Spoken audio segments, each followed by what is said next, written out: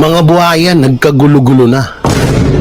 Nabulabog na ho ang mga buhaya sa Congress. Yan, pilit yung pinapapasok ang ICC. So bumalik sa inyo lahat ngayon. Alam nyo, hindi magtatagal. Babalik lahat talaga. At talagang hihimas rehas tong mga crocodile na to. So yan po mga banateros, mga kabiyaya, isang mabiyayang araw po sa ating lahat, no? At welcome back to my YouTube channel, Jay Guevara TV nga po pala, isa sa mga banateros brothers. At ito, pag-usapan natin to, no? Matapos ipilit na papasukin ng ICC Solgen Guevara, naku, kapilido ko pa, si Abante at Castro, never again. Grabe to, garabe. Hindi lang grabe, no, garabe. Garabe na to, garabe. Oh, garabe na tong mga nangyayari sa kanila ngayon. Oo, talagang sukdulan na, no? Sukdulan na. Oo, at eto, no, pag-usapan na rin natin nagkagulo, nabulabog, nagimbal ang Kamara, Palasyo, alas ni Duterte, nilabas na ni Taberna. Nako. Paktay kayo diha. So ngayon, hindi pa yan. Magsaya muna kayo dahil hawak nyo pa ang kapangyarihan. Pero kapag lumabas na at gumana na ang alas, tapos kayong lahat. Oy, may galib shoutout nga po pala dyan sa lahat ng nanonood, no? At ayun, pakisuporta naman po ang ating mga kaibigan na talagang karapat dapat na maihalal sa ating nang mapalitan na ho ang mga garapal, mga magnanakaw ng mga congressman dyan, yan, no? Bisaya Gyud ni Greco, yan, hindi pa natin alam. Ito, hindi naman siguro bawal to, di ba? Yung iba nga nangangampanya na eh.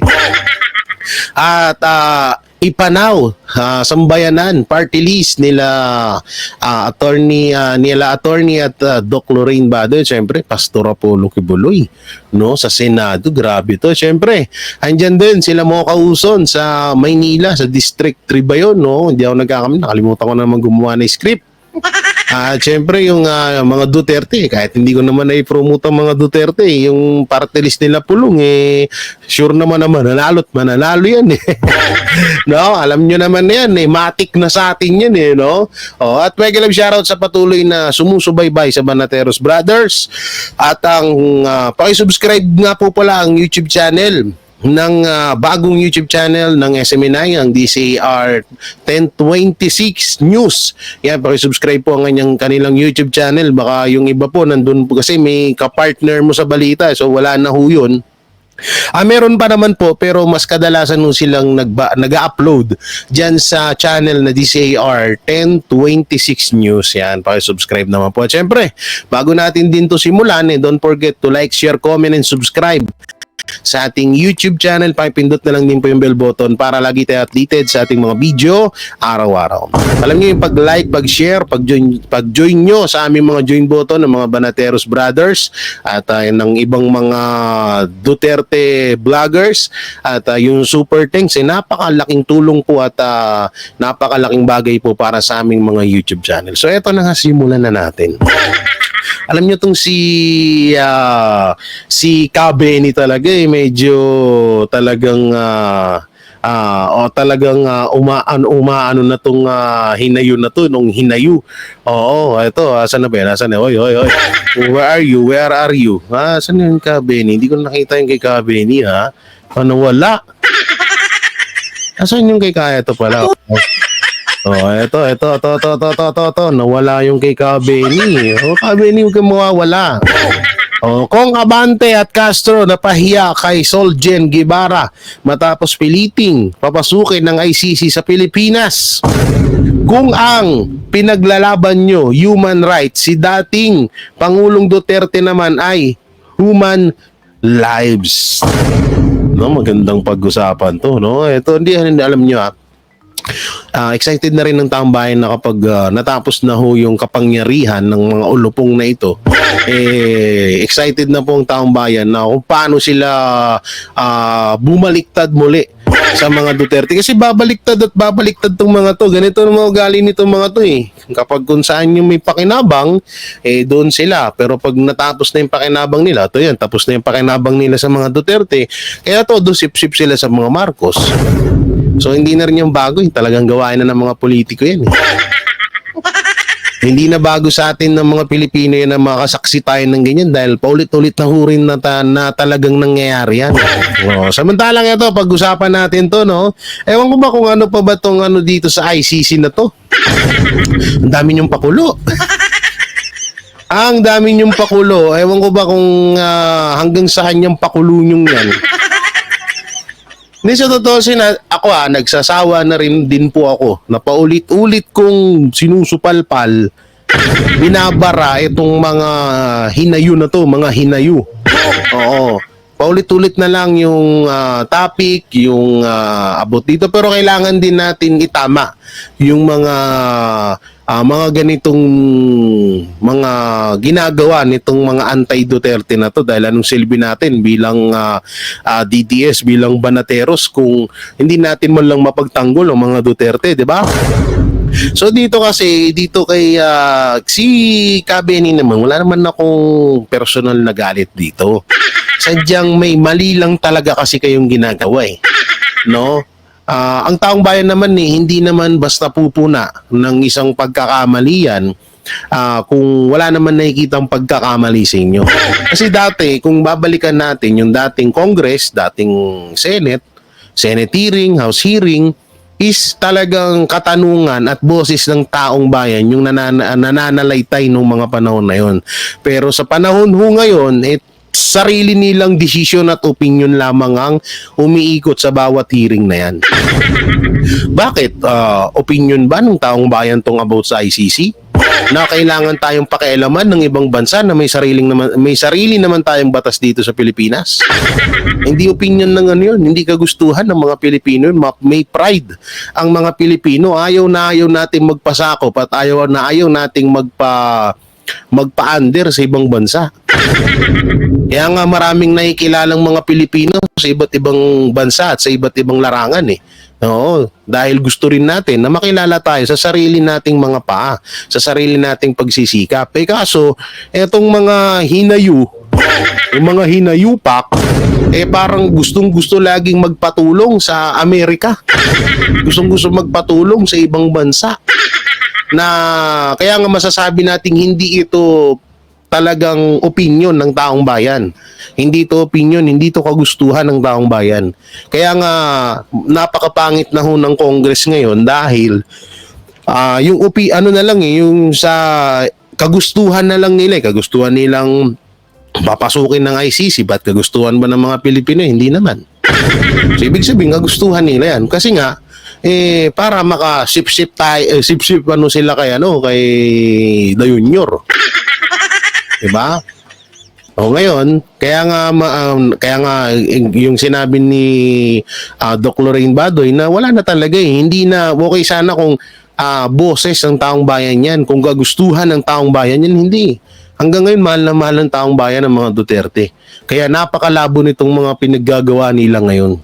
O eto, panoorin natin. Unay nga raw ang kasabihan na mas maingay talaga ang lata kapag walang laman. Halos lumubog na raw sa kahihiyan ang congressman na si Benny Abante nang sagutin siya ng harapan ng Solicitor General na si Bernardo Guevara matapos ipilit ng mambabatas na dapat raw ay panugutin sa batas ang mga di umano'y nagkasala pagdating sa human rights violation noong... Paano naman yung kaso mo, Benny? Di umano kasi may kaso to si Benny, di umano. Ayon po yan sa mga vlogger. Mamaya, pakita natin sa inyo. Oo, na may kaso to sa PDAP scam na nagkakahalaga ng 189 million. Tapos meron pang lumabas yung child abuse. Paano ho yun? Child abuse, human rin po yun. Human rights din po yun. Diba? Sakop pa rin nila yun. Oh, ano po yun? Yun po ba ay karapat-dapat nyo rin po bang karapat-dapat din ba kayong panagutin kung totoo man ho yun? Baka hindi lang yan lumalabas ngayon dahil kapartido at kakampi kayo ng administrasyon. Baka pag dumating ang araw, lumabas yan, kailangan nyo rin talagang panagutan yan. Panahon ng dating Pangulong si Rodrigo Duterte sa patuloy na investigasyon patungkol sa illegal na Ito kabastusan yung ginagawa ni Kabeni, yung nanduduro. Alam niyo sa ibang bansa, di ko lang matukoy kung anong bansa na bawal sa kanila ang duruin ka. Totoo yan. Di kabastusan yan yung duduruin mo ang isang tao. Si Kabeni, nila mo, bishop pa yan. No? Palaging ganyan yan, si ganyan yan. No? Parang yung nang kukulam. Alam mo yung nanay ni Pacquiao, si Alin Junicia, ganun-ganun habang buboxing si Pacquiao dati, oh. Si Kabeni ganyan, alam mo kabastusan yung ganyan duduru-duruin mo yung tao. sa judicial killing. Sa nangyaring Congress hearing, pinatunayan ni Solicitor General Guevara na ang lahat ng akusasyon ng ilang mga mambabatas ay base lamang sa one-sided story at hindi nila nalalaman ang tunay na epekto at kung bakit kinailangan ipatupad ang kontra-droga na batas ni dating Pangulong Rodrigo Duterte noong kanyang panunungkulan sa loob ng 6 na taon. Sa kanyang naging sanaysay, sinabi mismo ni Guevara na hindi na papasok pa ang Pilipinas sa International Criminal Court para di umano'y maimbestagahan ang madugong patayan noong Dragon War. Hindi, tsaka ito kung papasok man ang ICC dito sa Pilipinas, di yari sila Erwin Espinosa. Sila Erwin Espinosa dyan. Yari din si Dilima. Sakop sila niyan Sa kung pag-uusapan kung papasukan man ng ICC, bakit nakatuon lang sa war on drug? Bakit hindi sila nakatuon doon sa mga involved sa drug? Yun yung pinakatanong dyan 'Di ba? Kung pangimasukan nila yan, pangimasukan nyo rin or questioning nyo rin yung mga involved sa droga, katulad yan ni Erwin Espinosa, ba't napalaya yun? Siya mismo umamin na drug lord siya. Si Dilima na convicted yan na talagang napatunayan din. Bakit ganon? Kaya nga sobrang basura na. Sobrang basura na ho itong mga nangyayari ngayon na paulit-ulit na lang, pero yung mga karapat-dapat na pagtuunan ng pansin at questionin na hindi na napapansin. Napapabayaan na ho. Ewan ko ba? Pinatunayan mismo ni Bernardo Guevara na ang lahat ng mga ginawa ng dating Pangulo ay hindi para sa kanyang sarili, kundi para sa pamilyang Pilipino. Tama. Para naman talaga yun. Ito na lang Ganito na lang. Kung para sa mga Duterte lang yun, sabihin na natin na doon na lang sa Davao, ubusin lahat ng mga adik doon. Sa tutusin, ubus naman nagsisibalikan lang ngayon. Doon, mapag-aanuhan pa natin na para sa kanya yun. Para lang sa kanila yun. Dahil doon lang sa Davao ginawa. Pero hindi kayo nagtataka ba't sa buong Pilipinas? At hindi lang ang mga Duterte ang nakinabang doon. Nakinabang din ho tayong lahat. Dahil nung panahon na yun, malaya tayong nakakauwi. Hindi tayo kakaba-kaba. Baka biglang may mga hablot sa atin dyan. Hold up, ganito ganyan. Yung mga anak, yung mga pamangkin, mga kamag-anakan natin na baka mamaya kakabahan ka na baka mamaya yung mga sinasamahang mga tropa niyan mga adik-adik rin.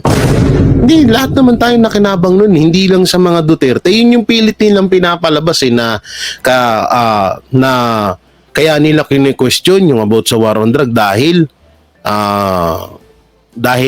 sa mga wala namang nakikitang Duterte lang nakinabang dun. Buong Pilipinas, buong sambayan ng Pilipino nakinabang dun sa war on drug na yun.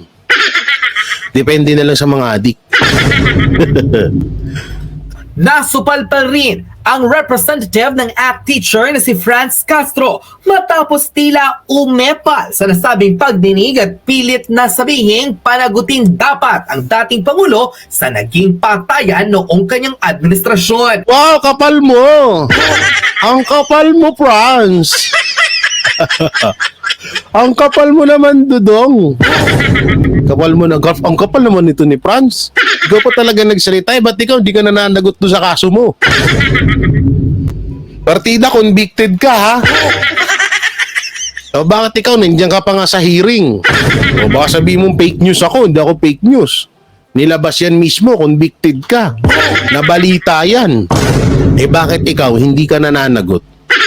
Kung mananagot man ng mga Duterte doon sa war on drug na yon, dapat mauna ka. Mauna ka muna, hoy. Eh ikaw convicted ka. Talagang napatunayan na nagkasala ka sa batas natin. Eh ba't nandiyan ka pa rin? Nagtatanong ka, umiepal ka pa rin dyan. Talaga kayo, mga ano nyo talaga, kaya hindi kayo manalo-nalo eh. May tutusin kung wala lang magiging dayaan sa eleksyon. Posibleng manalo tong mga to. Malabo pa sa ano ng pusit na manalo tong si Castro. Yung sinabi niya kay BP Sara na about dun sa pusit na yon, sa kanya sumisimbolo yun eh.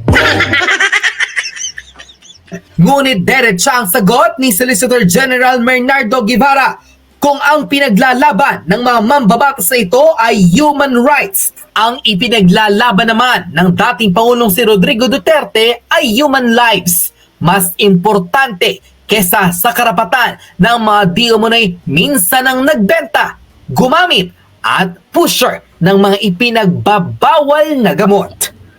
Na raw mag-imbestiga ang ilan sa mga di umunay makakaliwang mambabatas kung napapanagot na raw nila ang mga adik na siyang kumitil ng mga buhay ng inosenteng tao dahil sa kanilang hindi matigil na mga bisyo. Yun dapat. Tama, ilang beses ko nang sinabi yan eh. Na yun dapat yung unahin, yung mga pinatay ng mga adik na yan. Yung mga pinurwisyon ng mga adik na yan, mga drug lord. Eh kaso ngayon eh, anak ng teteng, yung drug lord, pinalaya pa eh. Narito at panoorin ang full video kung saan matapang na pinanindigan. Showbiz, ano ba to? Showbiz fanatics ha, thank you ha, thank you. Ni Secretary Myrtle Cruz dahil patuloy na gumagana ang justice system ng bansa. They wrong or right? Well, are they Castro, napahiya ng harap-harapan sa Solicitor General. Eto na. Narito panoorin ang full video. are they wrong or right? Hindi dilat na naman siya. They wrong, right. Dapat magpa-drug test din to si Kabeni. Gago! No, dapat nagpapa-drug test din to eh. Laging dilat eh. They wrong or right? Well, we believe, Your Honor, that the ICC has no No, I want, but please, has no please fact- answer. Yes, Are they wrong or right? Tanga na, puro ka ganyan eh. in what, Your Honor, to be more specific? In their supposition and in the prosecution that they would like to conduct, are they wrong or right? Are they wrong in all the accusations being hurled against by our attorneys here, being hurled against some against the government to the ICC? Well, the ICC, Yung po ang kanilang reputasyon, ang kanilang palagay sa atin, tama ba sila o mali? the ICC is wrong If they're in wrong, concluding. if they're wrong, Opo. Boom! let's allow them to come here to prove that they're wrong. Hindi po ganun. Na kailangan ng proof ton. Hindi na kailangan. Alam mo yun. Eh, sila po ay mali in the sense na ang tingin nila ay hindi unable and unwilling ang ating judicial and legal system. Doon po sila mali. Kaya ang dapat na gawin natin para ipakita natin na mali sila ay hindi papasukin sila, kung hindi strengthen yung ating ginagawang investigative and prosecutorial function. Yun Yun po ang proper- Let me tell me, Atty. Guevara, that we are only strengthening because of what the ICC is doing? No, hindi po. Hindi naman po dahil lang doon. Ako ang grade 2 eh. Ako nga ang grade 2, naintindihan ko yung sinabi ni Sel Guevara eh. Ikaw hindi. Solgen pala, Solgen, sorry. Sumusunod doon sa decision na yun ng Appeals Chamber. Ano po ba ang decision ng Appeals Chamber? Mr. Prosecutor, you may continue your investigation. So, ang Pilipinas naman po, hindi naman pinagbabawalan yung prosecutor na magpatuloy ng kanyang pagsisiyasat ng investigation. Dahil yun po ang decision ng Appeals Chamber. Hindi naman po natin siya pinagbabawalan na magsiyasat. Ang sinasabi lang po ng Philippine government, dahil may issues kami ng jurisdiction na hindi na settle dyan sa decision na yan, wag kang mag-expect ng cooperation from us. Pero hindi kita pinipigilan na mag-continue ng iyong investigation dahil yan ang naging decision ng Appeals Chamber. You can investigate in whatever way you want. You can talk to any person you want. You can interview any witness you want. It's up to you. Ang sinasabi lang po natin dito, but do not expect cooperation from the Philippine government. Yun lamang po. Hindi naman po natin sinusuway yung decision ng Appeals Chamber. Hindi po natin pinagbabawalan ang ICC prosecutor to proceed with his investigation.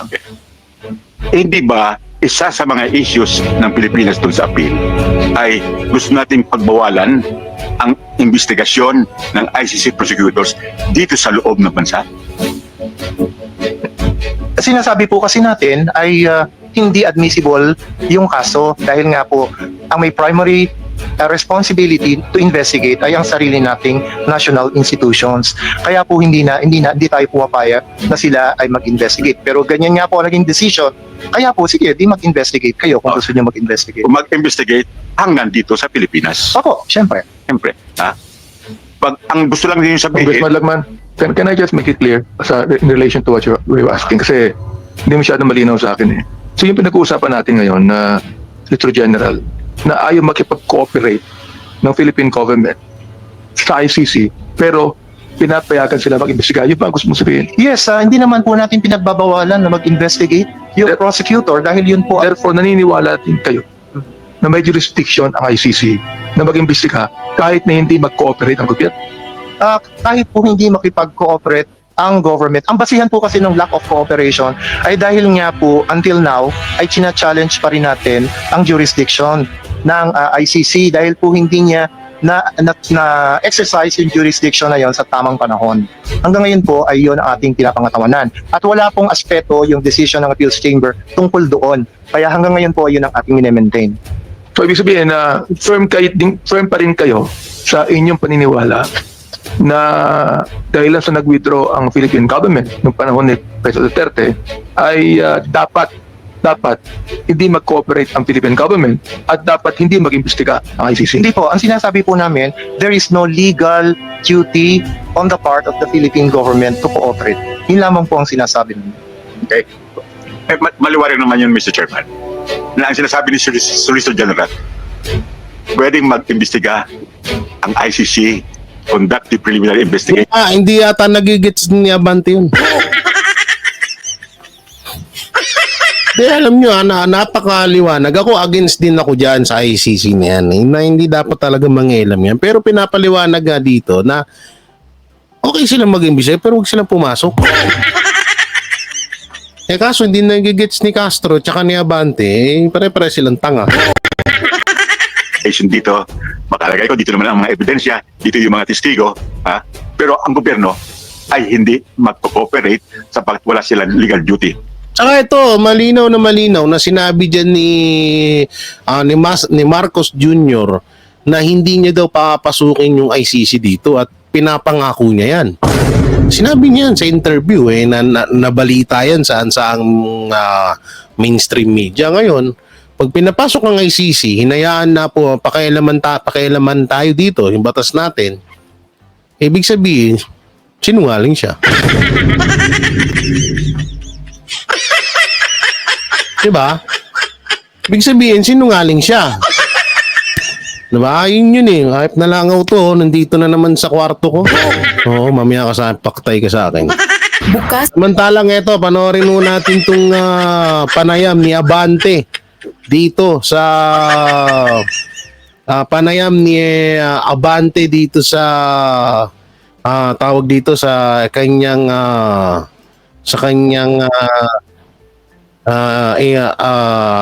ano tawag dito? Interview. Dito tayo sa isa. Ito to. Mas maganda yung press conference. Natin na. Ay, grabe. Ay, bakit mo mura? Ay, mukhang ito na ba yung ano, Kabeni? Ito na ba yung gold submarine 2 million mo? Kung hindi mo na sinusuot, Kabeni, bigay mo lang sa akin, ha? Paglobo ng elephant yung nagamit yung assist anti-drug. This Committee is not only, to pronounce that to be heinous crime. So, ito, tinitin natin maigi kung ano pang mga legislations ang dapat nating gawin tungkol dito. Sinabi ko na rin na perhaps the Quadcom committee is not only after an aid of legislation but also in aid of prosecution. Kasi Mukhang mahaba to. Dito tayo sa isa, may klikli. Mukhang mahaba yun. Ito, may kli lang. Ito, ilang kongresista duda sa gagawing investigasyon ng Senado sa war on drug.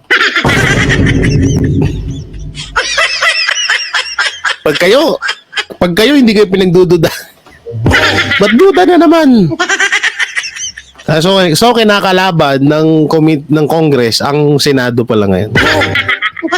Bukas si House Quadruple Committee o Quadcom co-chairperson na si Representative Benny Abante sa planong investigasyon ng Senado sa anti-drug war ng administrasyon ni dating Pangulong Rodrigo Duterte. Gayunman kung si Senator Ronald Bato de la Rosa lang din anya ang manguna sa pagdinig, naniniwala ang kongresista na hindi ito magiging patas. Wow! the thing is, Ayun na, di kayo napatas.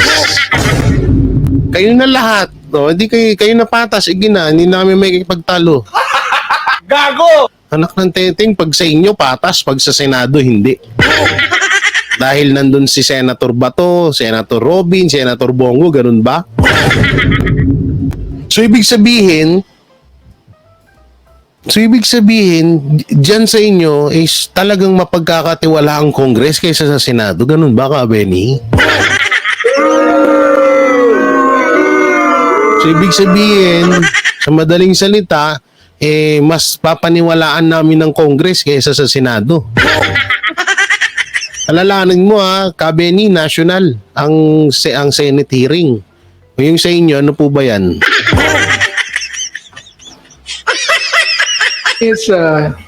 He became the Director General of the Philippine National Police during the time of the former president. Right. So I would think that he would be more biased than actually balanced in that hearing.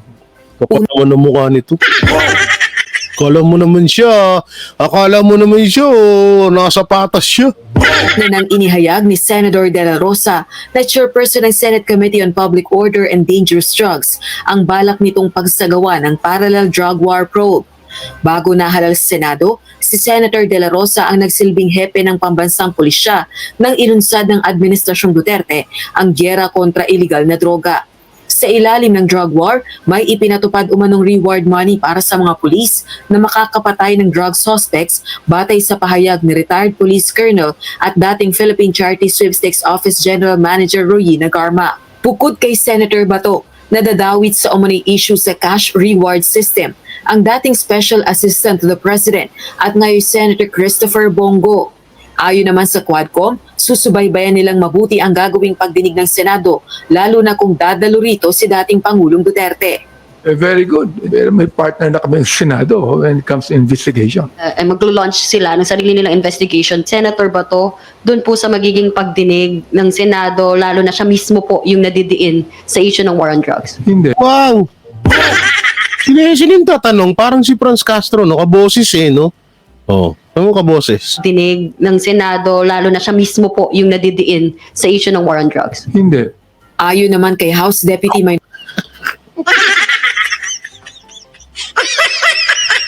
Sawang-sawa na kami sa mga pagmumukha nyo.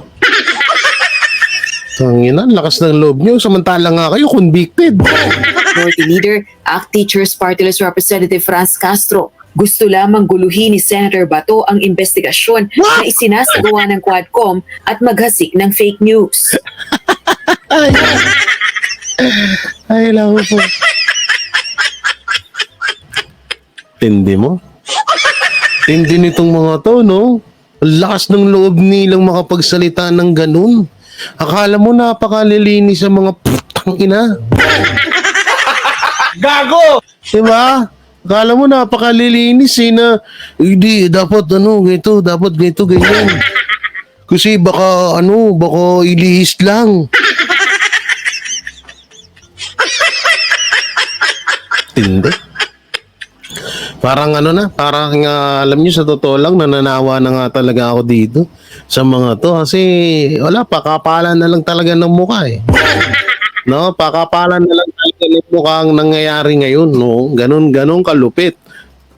Tanong din ito, inquiry in aid of legislation ba ito o gusto lang pagtakpan ng pananagutan nila ni dating Pangulong Duterte at iba pang may kinalaman sa EJ case?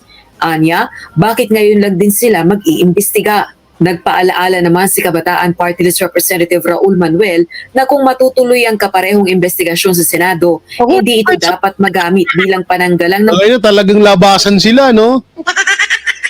Biglang nagpabidahan eh. Dapat bida ako. Sabi naman ni Benny, di ako muna. Tatakbo akong Congress eh. Hindi, ako muna, tatakbo ako senador. Gago! Tatakbo ako senator. Sabi ni Franz Castro, dapat ako ang bida. Ikaw na lang lagi. Kahit sa mga vlogger, ikaw na lang. Sabi naman ni Baklang Manuel na, uy, dapat ako rin ha. Kasi nawawala ako sa ningning ng issue. Nawawala ako sa issue, dapat kasama ako diyan.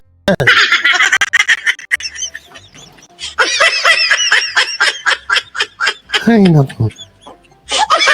Yung isa gaano ko dito sa nagtataka na ako, masyado na akong umay sa mga pagmumukha nitong mga hinayo na to, mga hinayo.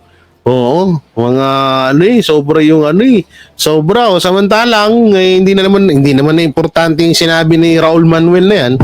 Alam na natin ng punot dulo niyan, pang fake news na naman yan. So dito tayo, Quadcom, nawala na naman ambag sa pagsugpo ng droga. Ito, sinupalpal ni General Parladena Niriltok. Ano mo tong Niriltok na to? Uy, ba't walang boses? Wait lang. Lalo at ang Congress ay Wait lang, sino tong mga to? Andito sa picture, si Party List, Castro, si Brosas, kanya-kanya pala silang party list no? Akala ko magkakasama to. Tignan nyo pagiging sakim nito sa kapangyarihan na. Si Castro, party as act teacher. Si Gabriela, party list Gabriela. Si Manuel, party list kabataan. Hindi pala itong mga magkakasama tong mga to, no? Ang galing na strategy, ang Congress ay patuloy sa intensyon na wasakin ang mga Duterte sa kahit na anong paraan lalo at papalapit na ang 2025 midterm election. Ang investigation in aid of re-election ay matagal ng biro tungkol sa mga pagtatanong at pagsisiyasat na inilunsad ng mga komite ng Kongreso. Ang biro na yun ay tumutukoy sa katotohanan na ang mga naturang pagsisiyasat ay napakabihirang magresulta sa malaking batas. Sa halip, sa pinakamabuting kalagayan, pinalalakas nila ang katanyagan ng mga mambabatas bilang resulta ng coverage ng media at nagtagumpay pa sila sa paglikom ng pondo para sa kanilang sarili mula sa mga pinagbabantaan ng mga pagtatanong kaya nakatulong sa kanilang muling halalan. Ang dalawang pagsisiyasat na isinasagawa sa Kongreso ngayon ay mga pagsisiyasat sa matagumpay na war on drugs at confidential fund ni VP Sara na ang parehong target ay Duterte. Ngunit ang tunay na layunin ng mga pagsisiyasat na ito ay malayo, higit na masama, at yun ay ang ganap na sirain sa politika si dating Pangulong Rodrigo Duterte upang tingnan nyo, satisfied. 88%, samantalang yung hindi, 5%, at yung mga medyo hindi, 7%. Ganyan katindi. Ganyan kaganda ang ginawa ng mga Duterte. siya ay maging mahina. Wala pang nakakaalam kung si Marcos ay magtatagumpay dahil si Duterte ang naging pinakatanyag na pangulo sa panahon ng post-EDSA. May 88% ng mga Pilipino ang nasiyahan sa kanyang pamamahala, Totoo na. ayon sa isang poll na kinuha noong June 2022 o noong natapos niya ang kanyang termino. 88%. Ito ang pinakamataas na end-of-term ratings sa kasaysayan ng pagkapangulo ng Pilipinas, isang pambihira sa politika ng bansa. Siya ay hindi mapag-aalinlanganan na may karisma. Yan o. Disapproval. Oh, 5%. Samantalang, yung mga approval, 87%, tsaka 91%. December 2019, 87%. September 2020 is 91%. Tapos yung disapproval, 5%. Ayan yung mga anti-Duterte. Yung mga kupal. Oh. At tumatagal ng mga dekada para maglaho ang mga sumusunod na masa ng isang pinuno, kung sakaling mangyari man. Ang war on drugs ni FPRRD ay hindi mabutasan ng mga aso ni Marcos sa Congress, kaya pati ang intelligence fund nito ay bubusisiin na rin kahit na nakasalalay dito ang national security ng bansa. Kung kailan naging kapaki-pakinabang ang isang intelligence fund ng isang presidente ay saka naman nila palalabasin sa publiko na ito ay nagamit sa masama. Oo, marahil naging masama sa mga rebeldeng teroristang NPA, sa mga durugista at kriminal. Pero okay lang yun. 'Di ba? Kaysa naman ngayon. Tano pera nga natin, di natin alam kung saan na napupunta eh. Wala na nga tayong budget ng 2025 eh. 2024 pa lang, wala na nga na. Ayon nga sa komento ni Attorney Trixie Cruz Angeles ay, by its nature, ang intelligence funds are sinisikreto. Tulad ng paglalapastangan nila sa confidential funds ni VP Inday, iba-violate ng mga kongresistang ito ang iilang natitirang paraan para sugpuin ang mga issues of national security. Ang posibleng repercussions nito ay ang pagkompromiso sa mga operations at mga tao na nagpoprotekta sa atin. Pero syempre maiintindihan lang ito kung may intelligence ang mga kongresista. Wala Ay naman. sus. Alam naman ng mga kongresista na national security ang dahilan kung bakit sikreto ang paggamit ng CONFI at Intel funds. Kaya nga confidential eh. Pero sige lang, bulat-latan na. Tuwang-tuwa ang mga armadong grupong nagre-recruit ng kabataan at nantitigi ng mga At sino yun? Nandiyan yan, si Raul Manuel, yung si Franz Castro na napatunayan na convicted nga, at si Brosas. Kaya tungtuwa sila ngayon kasi medyo nalilisa kanila. sundalo natin. Tandaan lang nila, kung ano ginagawa nila kay VP at kay dating Pangulo, magagawa rin sa nakaupo ngayon. Ay nako, totoo yan. Yan ang pinakamalaking magiging karma kung magkataon. Magkakataon talaga yan, promise. Mangyayari yan. Try lang natin, ilang taon na lang naman. Malay nyo, bukas madapa ulit siya. O kaya baka bukas mag-away ulit sila. Mapalo na ng 2x2 na may pako sa dulo sa bunbunan. Gago! Ayaw mo naman, diba? Hindi mo tayo nananalangin na magkaganon. Pero kasi nangyayari kasi daw minsan. Oo. Tapos, syempre, hindi naman yung Saint Luke's hindi naman talagang lagi yan, maagap. Baka biglang tama rin na rin sila. Baka pati sila nabubuisit na rin. Biglang hindi na imbis na ituro kay anti-tetano, baka lason na ituro. Ay nako. Ilang years pa, no? Ilang years pa yung antay natin? 3 years? Matay na sana bukas. Gago! Nanalangin no? Gago no? Sana no? Alam ko ikaw nanalangin ka din ano ha? Kala mo ako lang ha? Iba nga dyan sabi, sana mag-away ulit. Pag yung iba pa nga nagsasabi na sana bumaha ulit. Pag bumaha ulit, mabibisto na naman sila na asan na yung flood control.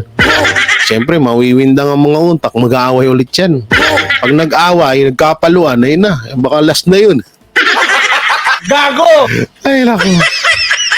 So yun mga banateros, mga kabiyaya, anong maikokomento nyo sa mga na pag-usapan natin dito ngayong araw na itong video na to. Siyempre, huwag niyo pong kalimutan na mag-like, share, comment, and subscribe sa ating YouTube channel. Pakipindot na lang din po yung bell button para lagi tayo updated sa ating mga video araw-araw. Napakalaking bagay po nung pag-like, pag-share nyo.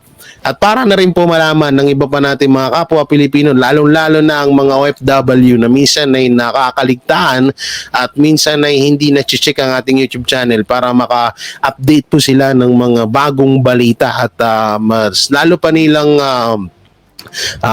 malaman ng totoong balita dahil alam naman natin ng ibang mainstream media ay fake news na. Mega love shoutout sa lahat dyan ha. Oo, at sa PS ba yun? Oo, sa Wawa Office dyan na palaging nanonood. Yan, kaya shoutout niya sa tito ko na si Tito Ding Dong na palagi daw naka-tuning dyan yung mga katrabaho niya. Oh, yan. Ingat kayo palagi dyan. Sa lahat ng manonood, Hero Abroad, sa mga mahal natin senior citizen, mega love shoutout sa inyo. Hindi ko na kayo may isa-isa dahil alam ko naman sobrang dami nyo. Pero, nagbabasa po ako ng mga komento nyo, no? Binabasa ko po yung mga komento nyo dyan at hanggang sa kaya ko. At yun din tayo minsan kumukuha ng kasi mas maganda po yung mismong boses nyo or hinanaing nyo ang ikwento natin dito sa vlog na to. So, yun. Hanggang dito lang yung video ko. Maraming salamat. Ingat po kayo palagi. God bless and peace and bye-bye. Yan ang banatero, walang inuurungan. Pag tama palakpakan, pag mali ay babanatan. Yan ang banateros, boses ng ordinaryong Pilipino. Banateros ay walang makakaawan. Walang inuurungan, banateros ay tinutulungan.